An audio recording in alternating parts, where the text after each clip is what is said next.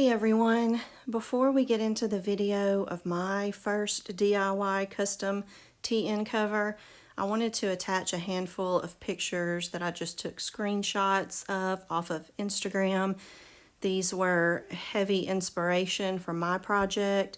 The first 5 pics came from @JaneTheCrazy, all one word, on Instagram, and the last pic came from @BaumKuchenStudio. So I hope you enjoy the inspo pics and my first DIY custom cover coming up. Thanks for watching. Hey friends, this is Bridget. Welcome back to Paper Made Me Do It. I am going to be talking all about how I customized this traveler's notebook cover in this video.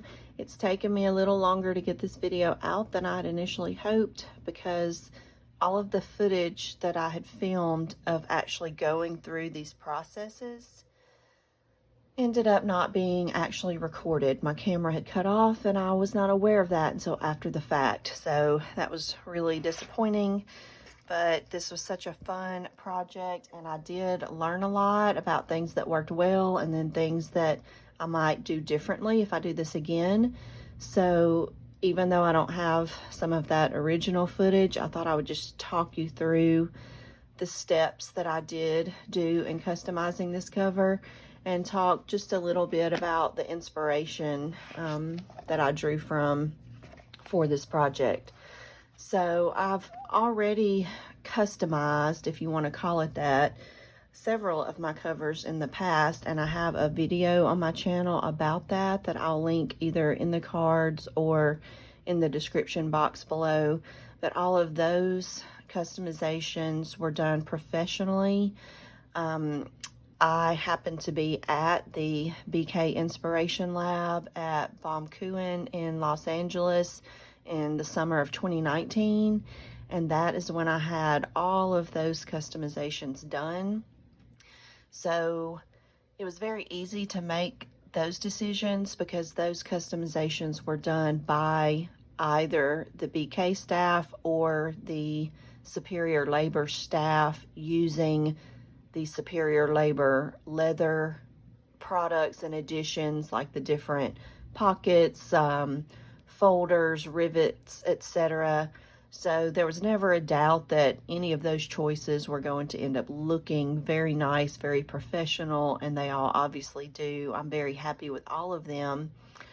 But part of me for many, many years has been wanting to do something more like this that's more of a true DIY, more personal type of personalization. So I finally got up the nerve to just give it a try, you know, said a little prayer. I didn't want to ruin my cover, but I said, you know, worst case scenario, this is just leather, not the end of the world. So that kind of gave me the nerve that I needed to give this project a try. So I ended up purchasing another cover specifically for this project. It is the To and Fro collaboration cover with the Travelers Company. So when it arrived to me, it is kind of a shade between the traditional camel and the traditional brown plain leather notebooks. But it was, other than this one embossed logo in the bottom right corner, it was a blank canvas, so to speak. This happens to be kind of the soft, almost suede feeling leather that some of their brand new covers have before it's patinaed with time, use, and handling. So it's kind of almost that fuzzy texture I describe it as. Very soft, and it kind of soaks in the materials that you use. But one of the main inspirations for this project is an IG user. She used to post on YouTube. I think there's only one video left here on YouTube, but on IG, her handle is @JaneTheCrazy, one word. So if you don't follow Jane the Crazy and you are into traveler's notebook journaling, you may want to check her out. She has an awesome Instagram page, and if you scroll quite a way back down her feed, several years ago, she started posting shots of her covers, and they were all customized in a very personal way like this, with patches, a lot of stamps, things of that nature. So I'll just kind of talk through the processes, what worked and didn't work, in the order that I did these customizations.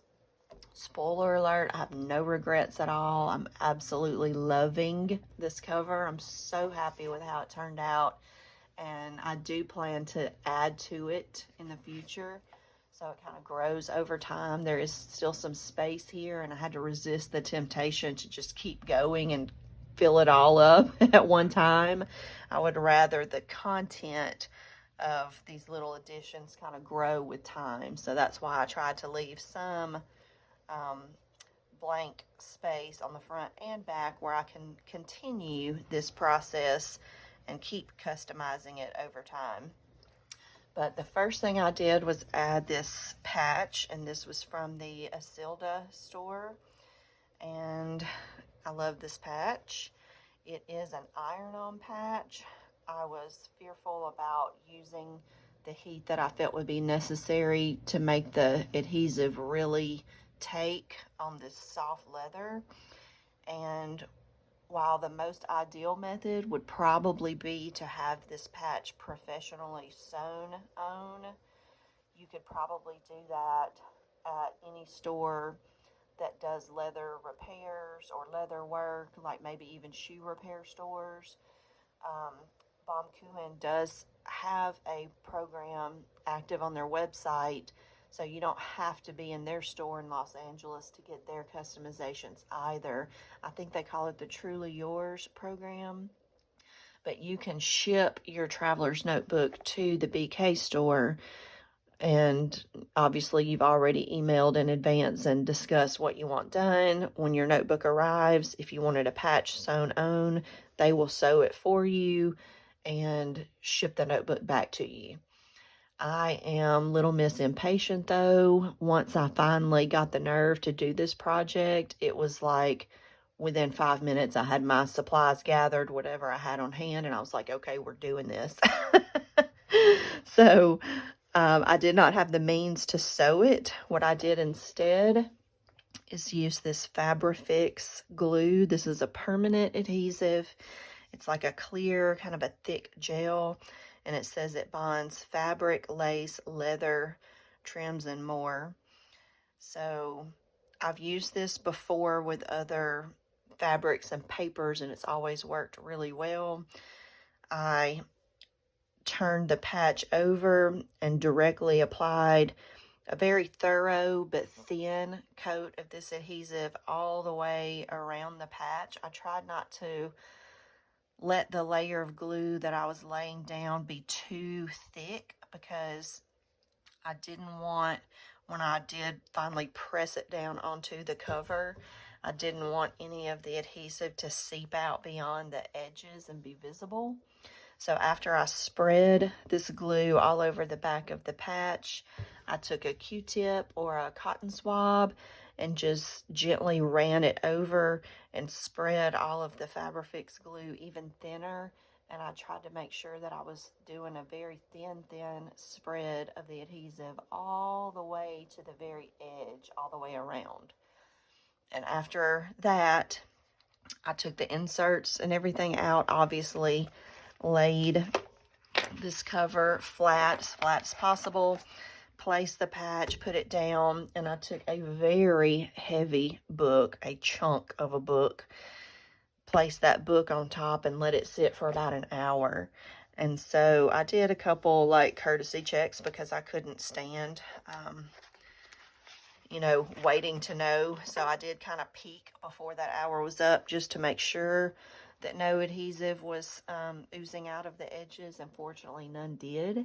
So this feels like an extremely secure, I think it worked really well, and I love the way it looks. So this is not something that I would just, test, obviously, but I really think it is something that's going to hold up with normal wear and use over time.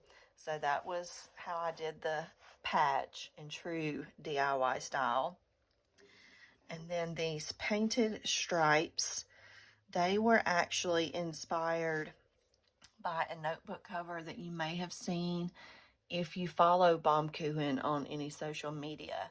I was able to see the actual cover in person when I was there at the BK Inspiration Lab, but they have, I'm not sure if it belongs to Wakako or Frito, but they have one cover that they've used over time, and it has one or two painted stripes on it, and they use it in a lot of their marketing pictures for some of the TN items that they sell. And I've always loved the way that cover looks in pictures, and then when I saw it in person, that made me love it even more. And they told me during that visit to the shop that the paint that they used was pretty much the same paint that they use on the paint bottoms of the canvas superior labor bags. So it is like an acrylic paint.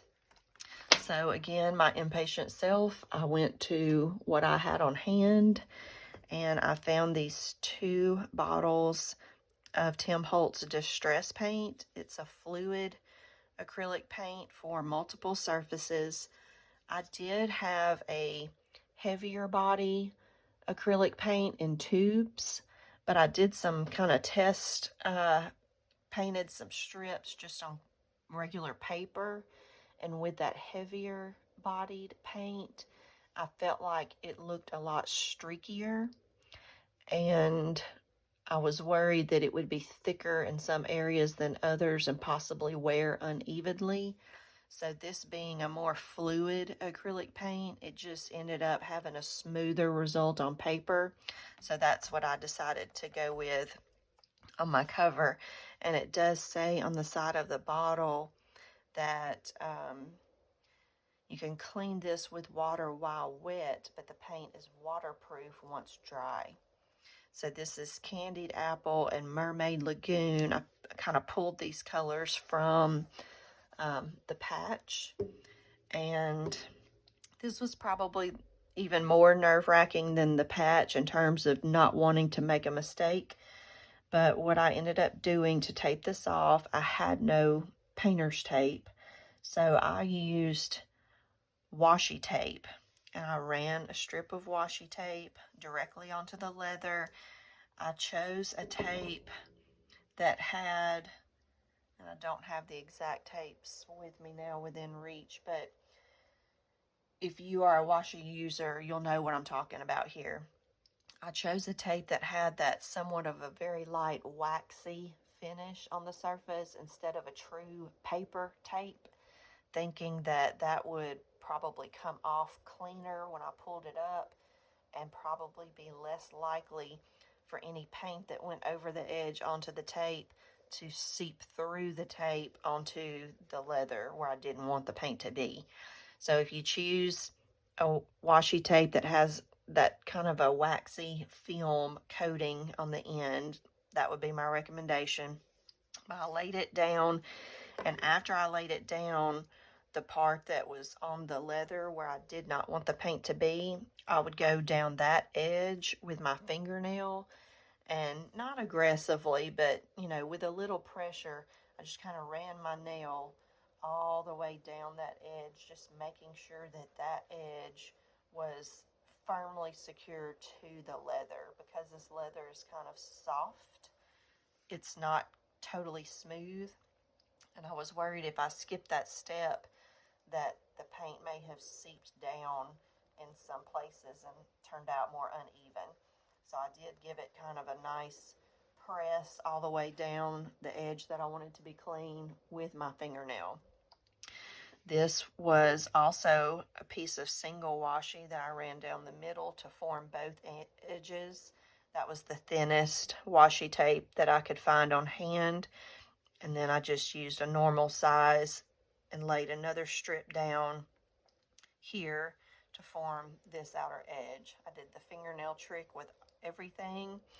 Then I shook my paints, squirted them out on just a little paper palette, scratch palette, trash palette, what have you, and painted them on. And as I did the painting in real time, you could see, because of the finish of this leather, that the paint kindly soaked in, which I think was a good thing because it definitely did make it look less streaky. But I had to just work very quickly, keep it wet so there wouldn't be any dry edges showing. And I did end up applying several coats at one time before I moved on to the next color. Now, because I'm right-handed, I did the red stripe first because I didn't want to, do the blue stripe and then be having to work over that and possibly bump it with my hand. So if you're left-handed, you would do the opposite, but, just think about, if you do more than one stripe, think about how you're going to be working and go in that order so you're less likely to bump what you just did. But I did the red stripe first, then the blue, painted, I don't know, probably 4 or 5 coats, honestly. I kept thinking, okay, I'm just going to do one more, and I would do one more, and then it would look like it needed just a little bit more, so I'd say, okay, I'm just going to do one more. And finally, after several, 4, 5, 6 coats, I just decided it looked like it was pretty opaque, but it still looked a little streaky. And I just decided, okay, I need to stop. This is enough. I need to let this dry and soak in. Worst case scenario, I can tape it off with washi again later and just repeat the process. But fortunately, as it dried, the streaks, for the most part, disappeared. So there's maybe the faintest glimpse of some streaks on the blue here, but not enough to matter for me. So I was very happy with how my paint stripes turned out. Now, one tip for this, if I had it to do over again, this ended up working out okay. It was a bit of a fail or a lesson learned, though. I had laid this cover out completely flat, and at the end of the washi strip, I did kind of press it down along the edge so I could paint against the edge of the leather. But once I pressed it down the edge, I just stuck it directly to the piece of paper this leather was sitting on. And so I went a little thick with the paint on the edges. And after I stopped painting, I waited maybe just a minute or so. I was too scared to wait until it was completely dry. So just after a minute or so, I went ahead and gently pulled the washi off. And I was so excited about how clean these edges turned out. But when I picked the cover up from the paper, I noticed some blobs of paint. And when I flipped over, because there was no barrier here, it was just sitting on the paper. And because I had put the paint kind of thick on the edges, some of the paint did kind of blob over and seep into the inside of the notebook. So what I decided to do for that was just let it dry. And after it was dry, I took a very, very sharp knife. Actually used the sharpest kitchen knife I have because I couldn't find my X-Acto knife. But an X-Acto knife was kind of what I had in mind. But I just took a very, very sharp knife and extremely gently scraped until it scraped the majority of that paint off the inside of my cover. Now, it did pile up like a little pile, look like dust of some of these leather fuzzies, but it didn't take like a massive amount off the thickness of the notebook. But if I had it to do over again, my tip would be, when you're preparing your project, before you start taping the outer edges, go to your inner cover first and tape off the entire inner edge. Like I would have taped off this whole section with either a wide piece of masking tape or 1 or 2 or 3 pieces of washi tape. But same thing happened here along the bottom. I had to kind of gently scrape most of that paint off. So I would tape off the inside cover if I had it to do over again, then do the outside in the exact same way. So really happy with my paint stripes. And then after that, I just kind of felt like I was on a roll, and I was like, okay, what else can I do? And I know that a lot of the covers I mentioned before that Jane the Crazy has shown of hers have a lot of stamping on them. So I went through my stamps and chose a few that I knew for sure I would always love. And I used this Versafine pigment ink for fine details. This is onyx black, and these were just rubber stamps on a wood base. And I took the cover out in the same, obviously waited until the paint was completely dry, took the cover out and just laid it completely flat, and just kind of, you know, said a prayer and then stamped directly on the leather like I would have on paper. So this one is the Baumkuchen Trust the Process little airplane stamp. And on the back, these two stamps both came from 100 Proof Press. This is the kind of vintage looking fountain pen and the skull. And I absolutely love how everything turned out. It was so tempting to set this up after the fact, but I did want all of this, everything that I did, to dry completely. So I just left it for the night, let everything dry overnight. And then within the next day or two, I had pulled this elastic out so this cover could sit completely flat for the stamping. And whenever I decided to put the elastic back in, I did add a few charms. So this little brass charm is the Search and Collect charm from the Hobonichi store.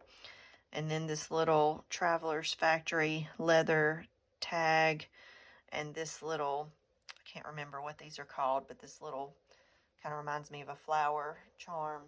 These both were freebie gifts from an Etsy seller. It was actually the seller that I purchased this cover from. So there is a link to his store in the unboxing video of this cover, so I'll try to leave that either in the cards or in the description below as well. So now that it's done, it was so much fun and I just love it. I do plan to keep adding to it over time. So now that it's done, it kind of broke the ice and I would have no qualms about doing this again. I love the idea of doing something truly personal like this on your own. So if this is something you've been thinking about, just go for it. You know, you might want to plan it out a little better than I did. I tend to be quite impulsive, but fortunately mine ended up working out well. But hopefully the tips I gave in this video will be helpful to you. And one thing that I do plan to do in the future, possibly another patch somewhere on here, I'm not sure, but I do want to do more stamping. And one thing that I really like about some of the inspiration notebooks that Jane the Crazy has posted is she's done a lot of stamping on hers with a white ink.